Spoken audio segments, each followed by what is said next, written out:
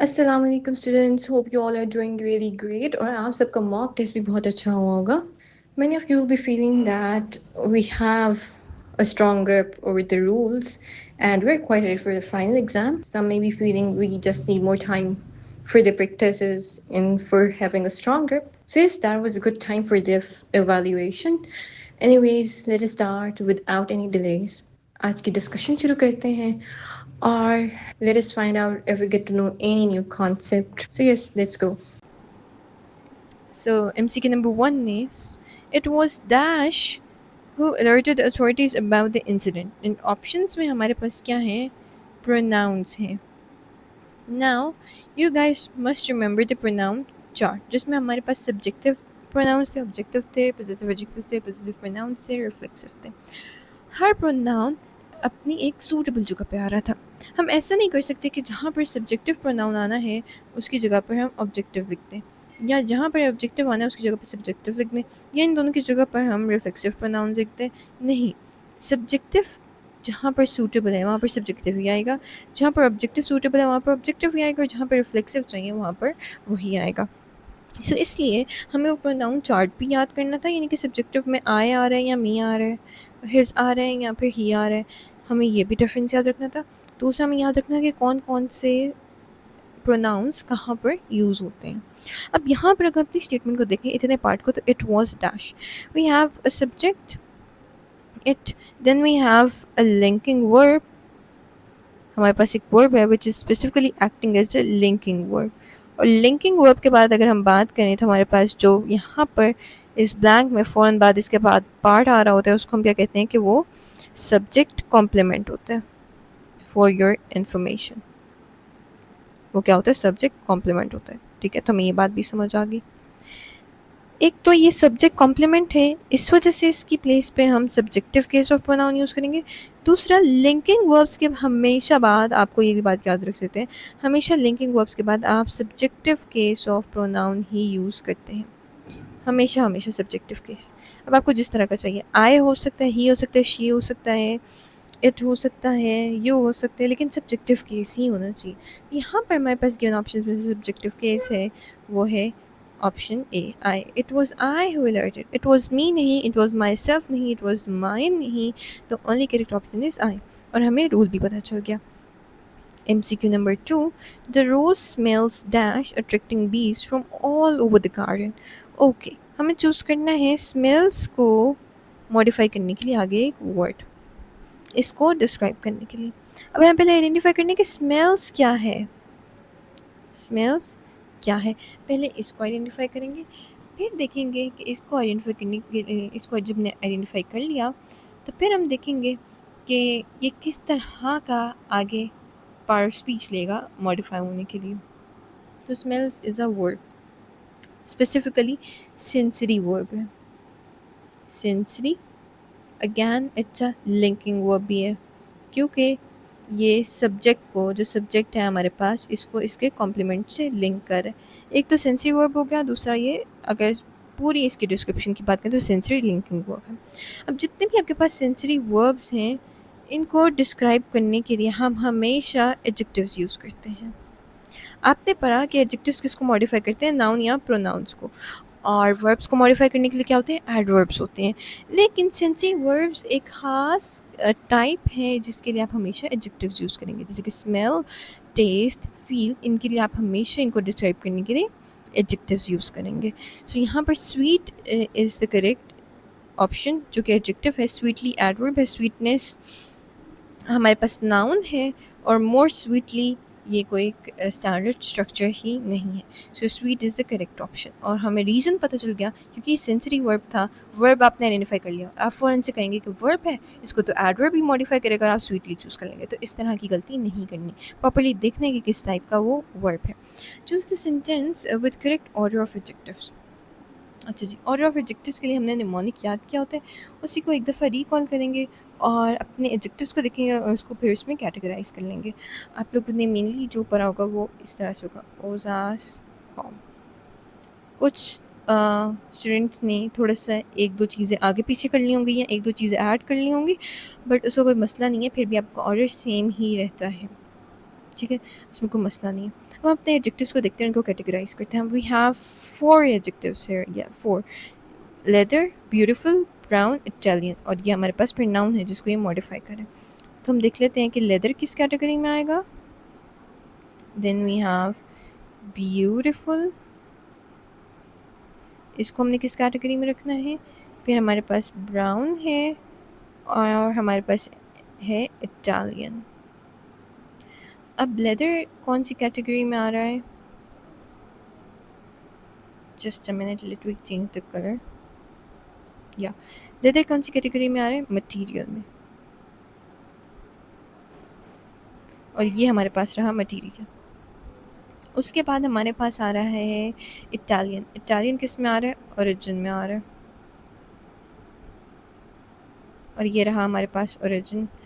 उसके बाद हमारे पास आ रहा है ब्राउन. ब्राउन किस में आ रहा है. कलर में आ रहा है. और ये रहा हमारे पास कलर. और ब्यूटीफुल किस में आ रहा है. ओपिनियन में आ रहा है. और ओपिनियन हमारे पास सबसे फर्स्ट पर है. इसका मतलब हमारे पास जो ऑर्डर बना है वो ये है, कुछ इस तरह से है ना हमारा ऑर्डर. पहले ब्यूटीफुल, फिर कलर, देन ओरिजिन, या पहले ओरिजिन है फिर मटेरियल, और फोर्थ नंबर पे मटेरियल. सो इस तरह से हमने इसको टैकल कर लिया. हमें समझ आ गई कि किस तरह से कौन सा ऑप्शन करेक्ट बन रहा होगा. यानी कि beautiful, brown, Italian, leather, back, ये हमारे पास करेक्ट ऑप्शन होगा. और ये किस में है. हमारे पास ऑप्शन बी में है. इस तरह की अरेंजमेंट. ऑप्शन ए को देखें तो जो सबसे एंड पे लिखना था मटेरियल वो सबसे पहले है. ऑप्शन सी में कलर पहले आ गया. ऑप्शन डी में ओरिजिन पहले आ गया. जो करेक्ट वन है वो जस्ट ऑप्शन बी है. MCQ number 4. और ये जो ऊपर ये निमोनिक है आपने लाजमी याद रखना है. ठीक है. अक्सर में बोलने में कुछ चीज़ें अच्छी लग रही होती हैं, जैसे कि हो सकता है किसी को बोलने में ऑप्शन सी अच्छा लग रहा हो तो उसने ऑप्शन सी मार्क कर दिया. नहीं, इसके पीछे रूल है जो कि आपने याद रखना है. और ये निमोनिक बहुत ज़रूरी है क्योंकि बहुत सारे हैं तो इसलिए ज़रूरी है. The doctor advised him to abstain dash eating fried foods. इसके साथ एक प्रॉपर प्रपोजिशन चूज़ करना है. एब्सटेन के साथ हमेशा फ्रॉम आता है, जैसे हमने लास्ट FLP में एक डिस्कस किया था इनग्रोस, और इनग्रोस के सामने कहा था इन आता है. एब्सटेन के साथ हमेशा फ्रॉम आता है, मीन्स किसी चीज़ से मना करना. तो डॉक्टर ने उसको फ्राइड फूड्स खाने से मना किया. विद नहीं आ सकता इसके साथ, ऑफ नहीं आ सकता, ऐड नहीं आ सकता, ये फिक्स्ड है. कुछ ऐसे वर्ड्स होते हैं कि जिनके साथ आप कंडीशन या कॉन्टेक्स्ट के अकॉर्डिंग वेरी कर लेते हैं. यानी कि हो सकता है किसी कंडीशन में उसके साथ इन आ रहा हो, किसी में ऑन आ रहा हो, किसी में ऐड आ रहा हो, लेकिन कुछ के साथ तो आपका बिल्कुल फिक्स्ड होता है answer. And absent is one of them. MCQ number 5. If he had studied more diligently, he dashed the examination with distinction. देखने से पता चल रहा है कि this one is from your conditionals. और इस conditionals में आपके पास क्या होता है. एक if clause होता है, दूसरा आपके पास main clause होता है. दोनों के जो आपके पास इम्पॉर्टेंट हैं चीज़ें वो है वर्ब्स किस तरह क्या रहे हैं. यहाँ पे भी आपसे वर्ब ही पूछा है.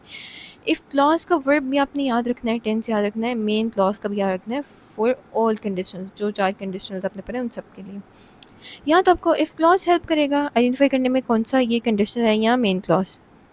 यहाँ पर कौन हेल्प कर रहा है. हमारी इफ़ क्लॉज हेल्प कर रहा है हमारी यहाँ पर आइडेंटिफाई करने में, क्योंकि इफ़ क्लॉज में ब्लैंक नहीं है और यहाँ पर हमारे पास ब्लैंक है जिसको हमें फिल आउट करना है इसकी मदद से. अगर हम देखें तो हैड स्टडीड पास्ट पार्टिसिपल, ये किसका स्ट्रक्चर है. ये थर्ड कंडीशनल के इफ़ क्लॉज का स्ट्रक्चर है. और थर्ड कंडीशनल जब हमने आइडेंटिफाई कर लिया तो हमने थर्ड कंडीशनल का इफ़ क्लॉज, अभी हमें क्या बताया, हमने मेन क्लॉज की तरफ जाना है. थर्ड कंडीशनल के मेन क्लॉज में क्या होता है. आपके पास वुड होता है, आपके पास साथ में हैव होता है, और इसके साथ वर्ब की थर्ड फॉर्म या पास्ट पार्टिसिपल होता है. तो ये वाला स्ट्रक्चर जहाँ पर आ रहा होगा हमारा ऑप्शन करेक्ट होगा. और ये ऑप्शन बी में है. वुड पास नहीं होगा, विल पास नहीं होगा, हैड पास नहीं होगा. ये वुड पास सेकंड कंडीशनल का है, विल पास फर्स्ट कंडीशनल का, हैड पास किसी भी कंडीशनल के मेन क्लॉज में नहीं आता. तो कंडीशनल्स को याद करने के ज़रूरी है कि आपको इनके इफ़ क्लॉज यानी कि डिपेंडेंट क्लॉज और मेन क्लॉज दोनों के स्ट्रक्चर्स अच्छे से याद हों. हैं ही चाहे तो अच्छे से याद कर लेने ताकि ये वाला तो कभी भी गलत नहीं हो. What is the meaning of the idiom to burn the candle at the both ends? अच्छा जी, बड़ा इजी सा, इसको हमने पहले भी पढ़ा होगा, आपने कहीं ना कहीं सुना होगा, एफएससी का भी आपके सिलेबस का पार्ट था. So to burn the candles at both end means कि बहुत ज़्यादा मेहनत करना. ठीक है, सुबह से लेके शाम तक मेहनत करना, बहुत मेहनत करना, in short. So option A, to waste money experimentally. No, पैसे के ज़या को नहीं कहते. To work continuously from early morning until late at night, that's correct. To be extremely careless with fire. अच्छा जी, आपके ये लिटरल मीनिंग हो गया ना. To burn the candle at both ends means कोई वाकई में फायर के साथ खेल रहा है. नहीं, ये इसका मीनिंग नहीं है. To lose one's memory under stress, ये भी इसका मतलब नहीं है. Only option B is correct. ये बड़ा कॉमन है, ये कोई बहुत मुश्किल सा नहीं है. आपने कहीं ना कहीं आई एम श्योर सुना ही होगा. नहीं भी सुना तो कोई मसले वाली बात नहीं है, आज सुन लिया. The captain along with all his crew members dash praise for bravery during the storm. You have to choose an appropriate verb. Verb किस पे डिपेंड करता है? सब्जेक्ट पे. तो हमने सब्जेक्ट आइडेंटिफाई करना है. The captain along with all his crew members, this is your whole subject. Whole subject से हमारा काम नहीं बनेगा, हमें हेड वर्ड चाहिए, मेन वर्ड चाहिए, सब्जेक्ट वर्ड चाहिए. ये हमारे पास हिंट है along with. जब along with आए तो हम किसको कंसिडर करते हैं? हम सब्जेक्ट वन को कंसिडर करते हैं. This is your subject one, this is your subject two. Subject one को कंसिडर करेंगे. जैसे ईदर और में हम सब्जेक्ट टू को कंसिडर करते हैं, along with में हम सब्जेक्ट वन को कंसिडर करते हैं. अब सब्जेक्ट वन आपके पास सिंगुलर है, कैप्टन है, कैप्टन्स नहीं है, तो यहाँ पर भी क्या आएगा? सिंगुलर ही वर्ब आएगा. And from the given options the suitable singular verb ही आपने देखना है कि सूटेबल हो, सिर्फ सिंगुलर नहीं, suitable. So the captain, along with all his crew members, was praised for the bravery during the storm. It's correct. Was is correct. A passive voice structure. Was praised. MCQ number 8. Choose the word most near in meaning to meticulous. Meticulous means very careful. जो छोटी छोटी बारीकियों को भी देखते हैं उसको हम कहते हैं meticulous. Careless इसका एंटोनिम हो जाएगा ऑपोजिट. Painstaking या thorough इसका synonym है, and which is the correct option as well. Ignorant, जिसको कुछ भी मालूम है, जाहिल को कहते हैं. और the last word is, just a minute, let we change the color. Yeah, no, yeah, hasty. ignorant हमने डिस्कस कर लिया. hasty means जल्दबाज, जिसको हर काम जल्दी जल्दी में करना होता है. हरेड को एक इम्पल्सिव कह सकते हैं, बड़ा अच्छा सा वर्ड इसके लिए. सो जो हमारे पास करेक्ट ऑप्शन है वो है meticulous. MCQ number 9 and last one. From your comprehension passage. अब पैसेज को ध्यान से पढ़ना है और देखने के पूछ क्या रहे हैं. All medical candidates who clear the entry test undergo rigorous clinical training before receiving their licenses. 2-3 बातें पहली ही स्टेटमेंट में. सारे मेडिकल कैंडिडेट्स, ठीक है, जो कि अपना एंट्री टेस्ट क्लियर कर लेते हैं, फिर वो क्लिनिकल ट्रेनिंग के अंदर जाते हैं, उनको क्लिनिकल ट्रेनिंग दी जाती है लाइसेंस देने से पहले.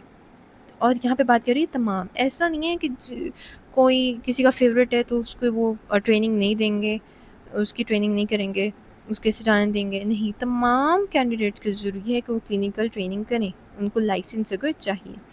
But not all the train doctors, वो सब जिन्होंने ट्रेनिंग ले ली है, ये नहीं कि ये वाली category. Choose to practise clinical medicine. तमाम डॉक्टर्स चूज़ नहीं करते को वो प्रैक्टिस करें क्लिनिक्स में. कुछ आपने देखा होगा प्रोफेसर्स भी बन जाते हैं और कुछ रिसर्च वर्क में चले जाते हैं. सब क्लिनिक्स खोल के नहीं बैठते, लेकिन प्रैक्टिस के लिए ज़रूरी है कि आपने ट्रेनिंग लाजमी की हो. तो हमें ये समझ आ गया. अच्छा, the following statement is logically supported by the passage. आपके पास स्टेटमेंट गिवन है और हमें बताने के पैसेज के अकॉर्डिंग कौन सी सूटेबल है. Clinical training is optional for obtaining a medical licence. No, it's compulsory. मैंने कहा कि तमाम लोगों के लिए ज़रूरी है, तो ऑप्शनल नहीं है, ये रॉन्ग हो गया. MCQ number option B. Every licensed doctor currently practices clinical medicine. No, it's contradictory. उन्होंने कहा कि तमाम डॉक्टर्स चूज़ नहीं करते, कुछ किसी और तरफ भी चले जाते हैं, कुछ रिसर्च में चले गए, कुछ टीचिंग में चले गए, कुछ प्रैक्टिस में चले गए, तो सब नहीं जा रहे. हमारे पैसेज ने ऐसी बात नहीं की.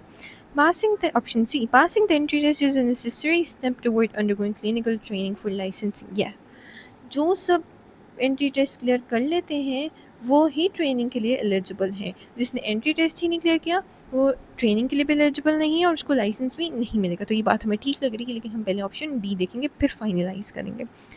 Candidates who fail the entry test can still receive a medical license if they do not practice clinical medicine. No, that's not correct. एक तो उनका entry test fail हो गया तो उनको license मिल जाएगा. No, वो eligible ही नहीं है. So the only correct option is option C. And yes, that's all from today's test. I'm hoping so. कोई confusion थी वो clear हो गई होगी. And yes, best of luck for your last practice FLP. See you there. Take care. Allah Hafiz.